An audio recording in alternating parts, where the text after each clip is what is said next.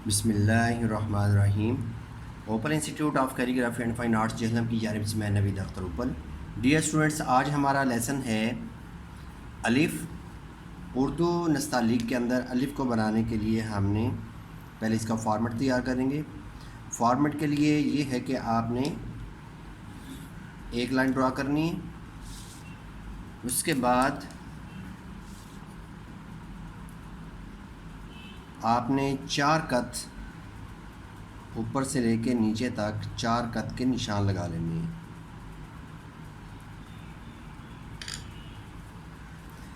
चार कत के निशान लगाने के बाद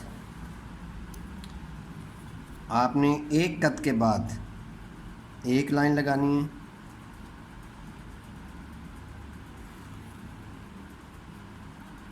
फिर 2 कत के बाद आप लाइन लगाएंगे, फिर एक कत के बाद लाइन ड्रा करेंगे।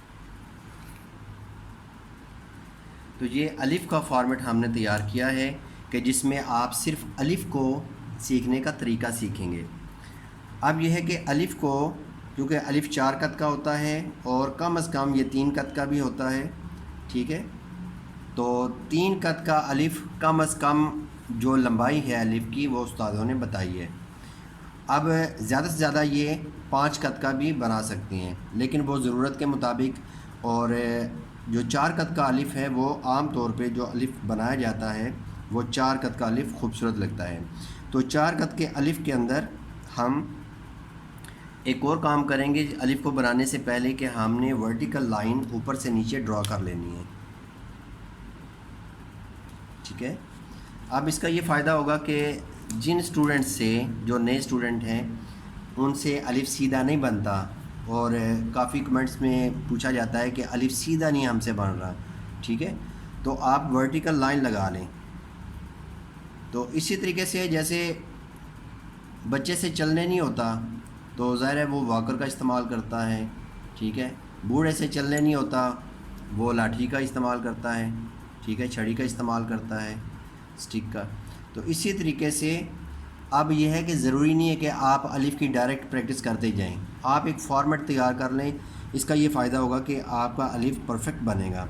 जब एक दफ़ा आप परफेक्ट अलिफ़ बना लेते हैं तो फ़ायदा ये होगा कि आपके माइंड के अंदर वो अलिफ़ बैठ जाएगा, उसकी ड्राइंग बैठ जाएगी, उसका जो अलिफ़ को जब बनाते हैं और अलिफ़ को बनाने के लिए जो कलम की मूवमेंट है वो भी आपके ज़हन नशीन हो जाएगी, ठीक है। जब ये चीज़ें ज़हन नशीन हो जाएंगी तो अलिफ़ बनाना बहुत ही आसान हो जाएगा और आगे आपको प्रैक्टिस करने में आसानी हो जाएगी, क्योंकि हर चीज़ वो आपके माइंड के अंदर बैठ गई है।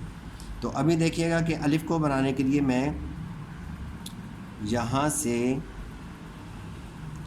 ज़रूरी नहीं कि आप लाइन के साथ ही जोड़ के आप बनाएं या इसके ऊपर बनाएं, आप थोड़ा सा अलग भी बना सकते हैं। सिर्फ आपने उसका एक सहारा लेना है कि अलिफ़ मैंने इस लाइन के साथ साथ आना है नीचे। तो ये देखिएगा,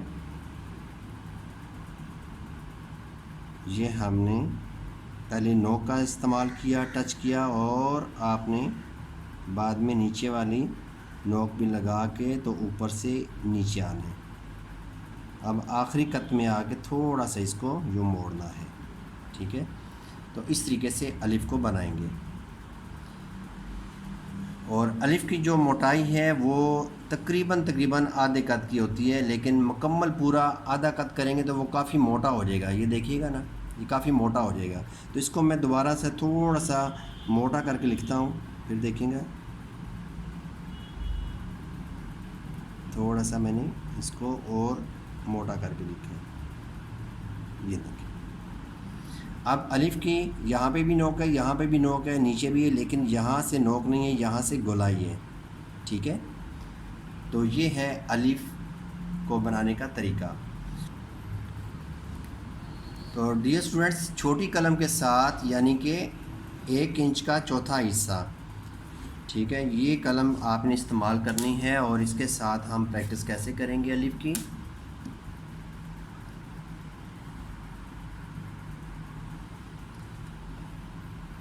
इसके लिए भी देखिएगा कि हम 1 2 3 4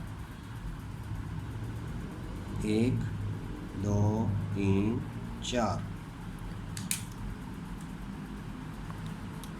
4 कद की हम दोबारा से लाइनें लगा लेते हैं 2, ठीक है।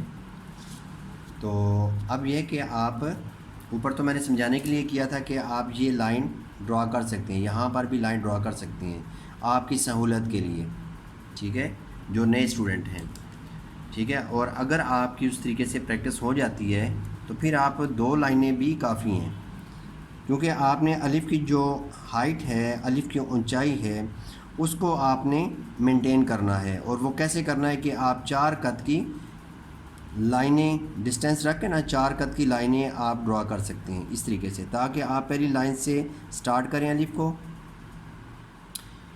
इसको मैं थोड़ा सा जूम करके आपको बताता हूँ, ये देखिएगा, थोड़ी सी इसके अंदर देखें, थोड़ी सी लचक आई है। और जबकि ये देखिएगा कि नीचे से थोड़ा सा यहाँ से दाएं तरफ है, तो इस तरह ये क्या होगा कि ये बैलेंस हो जाएगा।